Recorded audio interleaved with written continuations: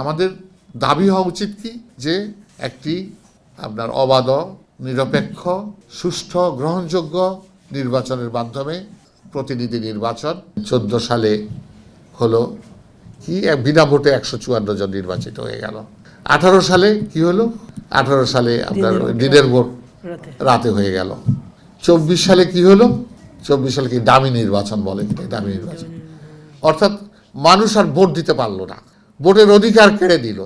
তো যে দেশের মানুষের ভোটের অধিকার থাকে না, যে দেশের মানুষের কথা বলার অধিকার থাকে না, যে দেশের মানুষের সাংবাদিকদের স্বাধীনতা থাকে না, সংবাদপত্রের স্বাধীনতা থাকে না, তো সেই দেশ স্বাধীন কীভাবে আরো?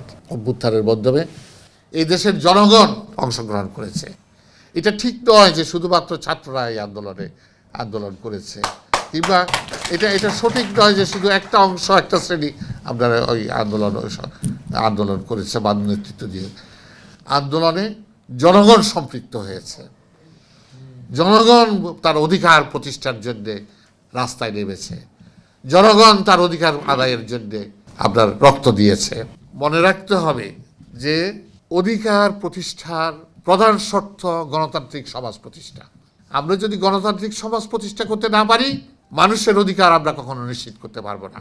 আমরা যদি গণতান্ত্রিক ব্যবস্থা কায়েম করতে না পারি, তাহলে আমাদের সেই যে আরও সেই সকল অধিকার আছে এগুলো আদায় হবে না।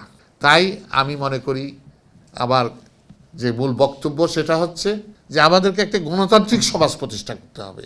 যে আপনাদের দাবি হতে হবে এইটা যে একটি গণতান্ত্রিক সমাজ আগে প্রতিষ্ঠা করতে হবে আমাদের দেশে, তাহলেই আমরা আমরা মানুষের অধিকার আদায় করতে পারবো। এবং সেটা আমরা যতক্ষণ না করতে পারবো ততক্ষণ মানুষের অধিকার আদায় হবে না। আরেকটি কথা আমি বলতে চাই যে আমাদের সমাজ একটা জ্ঞান বিমুখ সমাজ। এখানে আপনার জ্ঞান অর্থাৎ কোন জ্ঞান?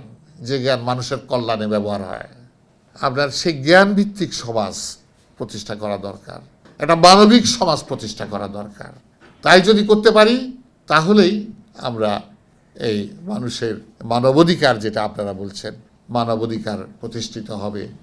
মানবাধিকার, মানুষের অধিকার,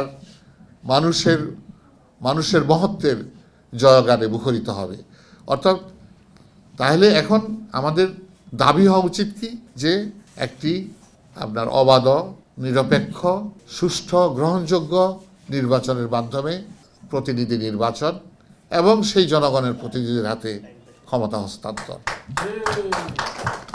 এবং তাহলে আমরা গণতন্ত্রের পথে হাঁটলে আপনার গণতন্ত্রের পথও কিন্তু আপনার সবসময় একটা দুর্গম, সব বন্ধুর, সেই দুর্গম পথে আমাদের হাঁটতে হবে। এবং সেই দুর্গম পথ অতিক্রম করতে পারলে আমাদের অধিকার নিশ্চিত হবে, আমাদের বিজয় অনিবার্য হবে।